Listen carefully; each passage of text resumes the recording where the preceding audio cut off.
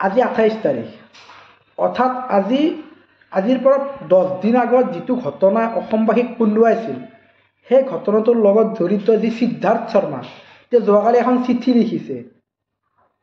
আমিতো প্ৰথমতে ভাবিছোঁ সিদ্ধাৰ্থ শৰ্মা বোলে অসমীয়া মানুহ, কিন্তু এতিয়া মানে কি আৰু যেতিয়াৰ পৰা জুবিন দাৰ ঘটনাটো হ'ল তেতিয়াৰ পৰা গম পাইছোঁ যে সিদ্ধাৰ্থ শৰ্মা এজন অনা অসমীয়া। তেওঁ যিখন চিঠি লিখি তেওঁৰ স্পষ্টতা দিছে, তেওঁ স্পষ্টবাদিতা দিছে, চিঠিখন সম্পূৰ্ণ অসমীয়া ভাষা ব্যৱহাৰ কৰি যিখন চিঠি লিখিছে, মই ভাবোঁ জুবিন দাৰ ভাষাত ঘেণ্টা সি লিখিব পৰা নাই, তাক অসমীয়া মানুহে কোনোবাই ছাপোৰ্ট কৰি আছে। এনেকুৱা কোন অসমীয়া নীলাজ আছে যে তাক ছাপোৰ্ট কৰি আছে? তাক বুলি কৈছোঁ মই, সিদ্ধাৰ্থ শৰ্মাক কোনে ছাপোৰ্ট কৰি আছে?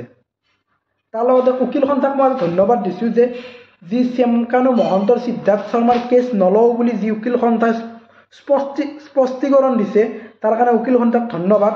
কিন্তু আমাৰ অসমীয়া মানুহৰ এইটো কাম কিয় কৰি আছে যে সিদ্ধাৰ্থ শৰ্মা এজন অনা অসমীয়া, এজন বেপাৰী মানুহক বচাব চেষ্টা কিয় কৰি আছে?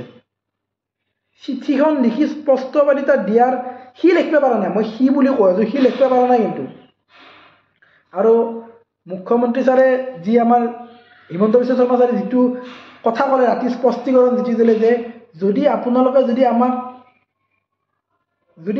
আপোনালোকক ন্যায় দিব নোৱাৰোঁ 2026 চনত আপোনালোকে মোক ভোট দিব নেকি? মানে কথাটো কিবা ৰাজনীতিকৰ দৰে হৈ গৈছে। কিন্তু মই এটা কথাই বিচাৰোঁ যে জুবিন দাই ন্যায় পাওক। আমি সেইজন মানুহৰ কাৰণে ন্যায় বিচাৰি আছোঁ যিজনে অসমীয়াৰ কাৰণে প্ৰাণ দিব পাৰে, যিজন মানুহে অসম। আমি ভগৱান দেখা নাই, মই আপোনাৰ ভগৱান দেখা নাই, কিন্তু এনেকুৱা এজন মানুহ দেখিছোঁ যাৰ সৃষ্টিৰাজিয়ে ভগৱানক দেখিবলৈ বাধ্য কৰাই দিছে, যাৰ সৃষ্টিৰাজিয়ে আজি এটা গানক প্ৰাৰ্থনালৈ ৰূপান্তৰ কৰিছে। প্ৰাৰ্থনা, মায়াবিনীটো এতিয়া গান হৈ থকা নাই, এটা প্ৰাৰ্থনা হৈ গৈছে। অসমীয়াৰ বুকুত,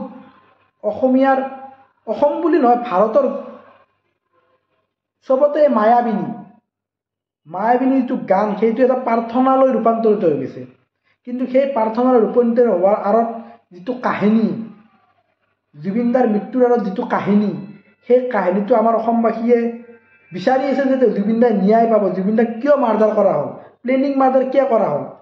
সেই যি অনা অসমীয়া সিদ্ধাৰ্থ শৰ্মা আৰু শ্যামকানু মহন্তক অতি সোনকালে গ্ৰেপ্তাৰ কৰিব লাগে।